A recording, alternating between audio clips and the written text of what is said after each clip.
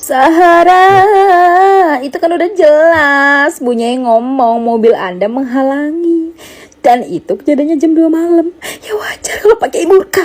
Aku aja yang denger itu murka loh. Sabar Apalagi dong, Bu. yang Jangan ikut murka. mengalami secara langsung. Sahara, oh Sahara.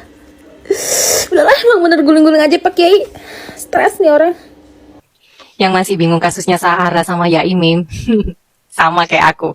Jadi titik poinnya sampai sekarang itu masih belum jelas ini kenapa melebar sampai kemana-mana.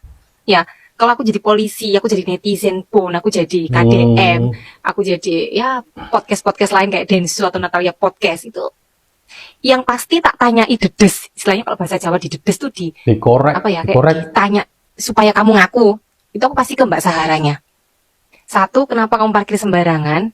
Alasanmu apa? Ya kan?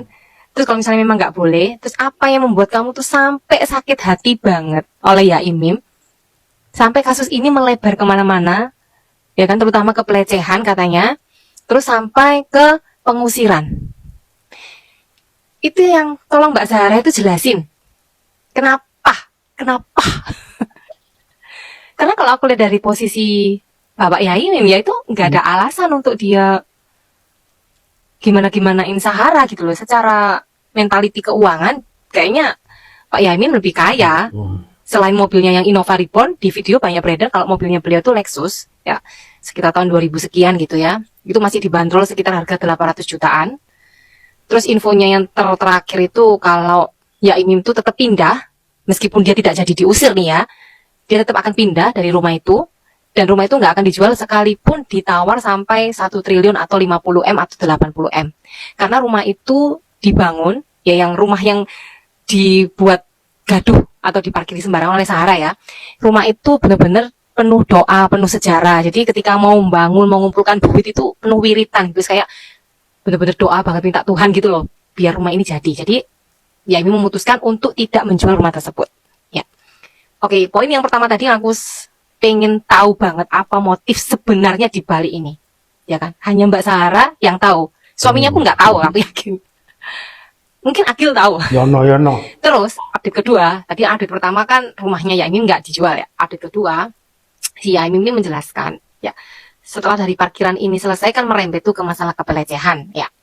Kemudian ada juga yang menjelaskan atau KDM bertanya kenapa kok bisa sampai video-video syurnya Pak Yaimim dengan istri ini Sahara bisa tahu. Nah, teman-teman mungkin belum tahu soal ini ya. Karena kalau dari pengakuan Pak Yaimim itu bilang sempat HP-nya beliau itu lemot, say. Namanya HP lemot itu kan bikin emosi. Nah, terus ditawarkanlah Sahara yang menawarkan mau dibenerin ta atau gimana gitu sama Pak Yaimim. Oke. Dan dibawa kurang lebih 10 hari.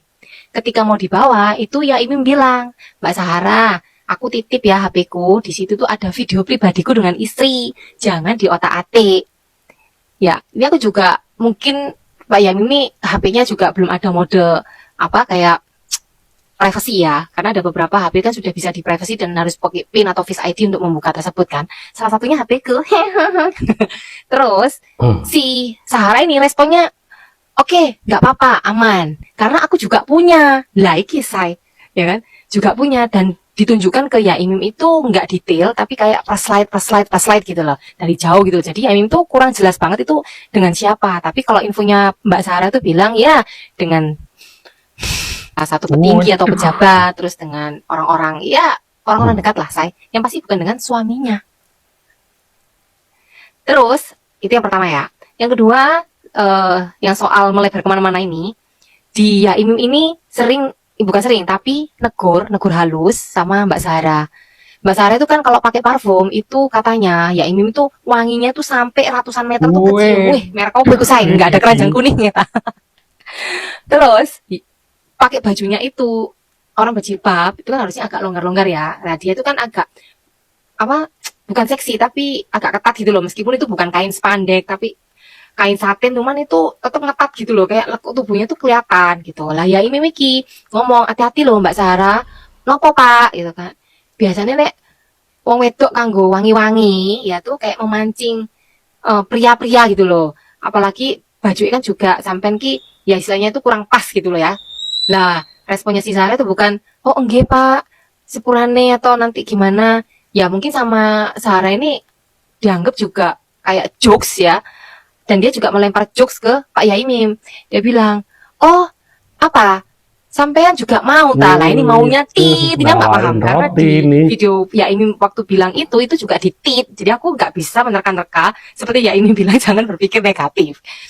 Akhirnya sama ditunjukkannya lagi video-video atau foto-foto Sarah dengan yang terdekat itu. Nah terus kenapa akhirnya video Pak Yaimim dengan istrinya itu bisa kesebar? Karena ya Sarah sendiri yang nyebarin, say. Jadi yang bisa tahu video-video tersebut itu anggota atau keluarga terdekatnya Sarah atau geng-gengnya Sarah. Kita nggak bisa tahu siapa aja yang sudah melihat video-video tersebut, ya kan? Karena kalau misalnya itu memang terbukti, ya itu Mbak Sarah dapat hukuman lagi kayaknya ya, penyebaran kan itu ada hukumannya nggak sih? Ya kan? Terus update yang ketiga ya, itu PM Malaysia itu sampai datang ke kediaman Pak Yaimim untuk ngasih support saya. Dan PM ini ngatain Pak Yaimim ini, kalau Pak Yaimim ini bukan orang biasa, bukan orang sembarangan. Dia itu memang orang yang istilahnya ilmunya tuh dalam dunia perislaman ya. Dia tuh sudah kayak suhu gitu loh. Jadi kayaknya itu nggak logik banget. Nah, misalnya sampai melakukan pelecehan atau apa. Karena Yaimim sendiri juga bilang kalau misalnya memang aku ini beneran goda yang sampai gimana-gimana ke Sarah, itu enggak, karena dia itu masih hafal Quran. Jadi yang aku tahu ya, netizen ada komen kalau misalnya orang yang hafal Quran terus tiba-tiba melakukan dosa yang sampai kayak gimana itu tiba-tiba hilang gitu loh. Ingatannya tuh tiba-tiba Quran tuh hilang, saya. Nah sedangkan Pak Yaimim itu kan nggak goda, makanya hafal Al-Quran tuh masih hafal sampai sekarang. Dan kalau memang siapa tuh namanya Sarah ini beneran digoda sama Yaimim, ayo sumpah Quran. Nah Yaimim nantangnya kayak gitu. Karena kalau misalnya bercanda-bercanda, iya, ya kan, ya kayak yang tadi aku bilang bercandanya itu ya soal parfum wangi, dan itu akhirnya merembet ke video-video tersebut. Ya udah itu aja sih. Kalau untuk urusan polisi atau urusan sudah persidangan belum kayaknya ya. Ini masih proses, masih mencari bukti dan masih di undang-undang podcast gitu kan. Karena ini masih menjadi masalah nasional.